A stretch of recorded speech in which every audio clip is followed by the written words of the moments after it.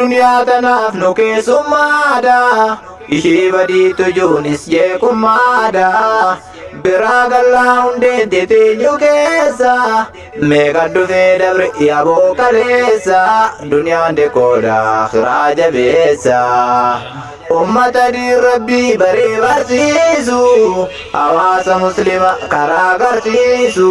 nu haa godhu rabbiin guddaani maqaa diinii bichaa moggaafachuuni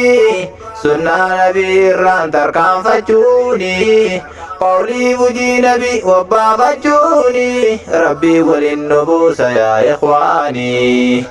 shabaaba diin rabbii gamtaan ijaaru kawaan qabu dhabaa isaa gargaaru balaa hundaa rabbiin san haa baraaru ergaa tantuu kunuu harraafan geesse rabbiif jecha sin jaaladhaa jabeesse rabbiin si haa tiksu atis jabaadhu nagaaf tasgabbiidhaan naaf jiraadhu rabbiin si haa tiksu atis jabaadhu nagaaf tasgabbiidhaan naaf jiraadhu nagaaf tasgabbiidhaan naaf jiraadhu nagaaf tasgabbiidhaan naaf jiraadhu